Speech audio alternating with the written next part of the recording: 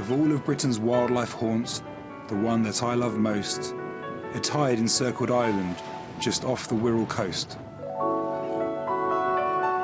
From feeding grounds on gleaming sand and mud and tidal ooze, a high tide refuge, Hilbre, in the Cheshire Dee I'd choose.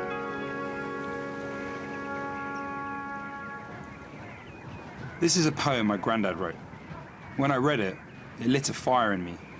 He was a passionate birdwatcher and photographer, and that led him to write his book about British waders.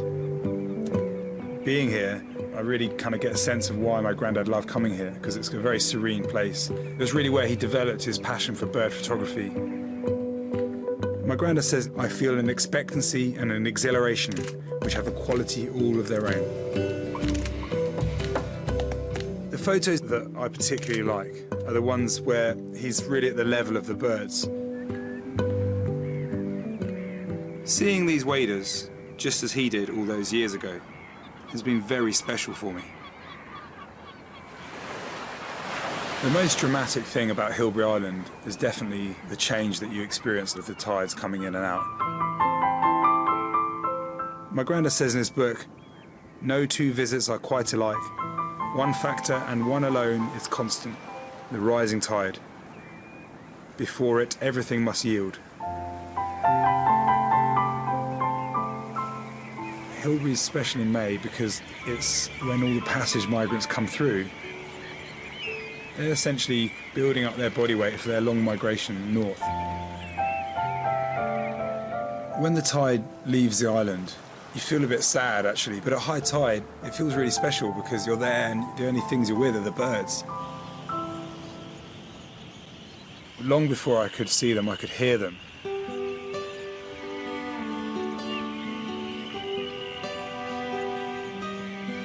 By far and away, the largest numbers of birds I'm seeing are dunlin. They're absolutely everywhere. You see them on the wing over the high tide.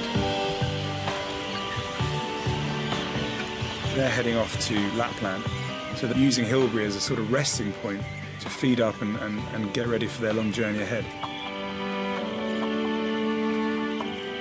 They essentially feed all day on the mudflats. And so the high tide is really the only chance they get to sleep.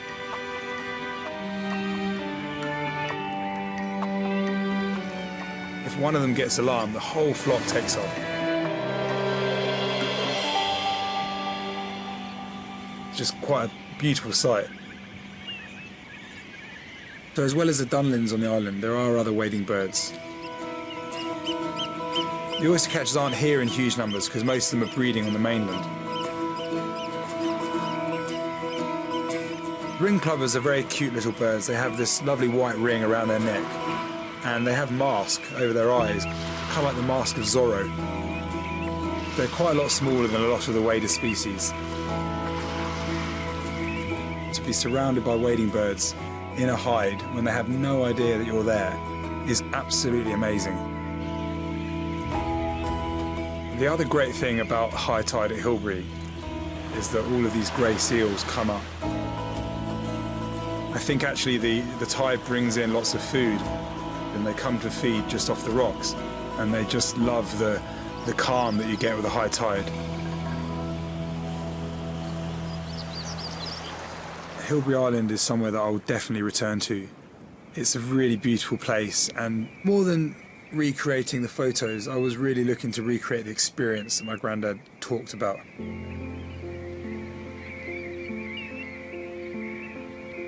So being here on Hilbre has really kind of given me a whole new dimension to my memories and my relationship in a way with my grandfather. I mean, he died when I was 14 years old, and I always remember him as a grandfather. But now I feel like I kind of know him more as a person. That's really special.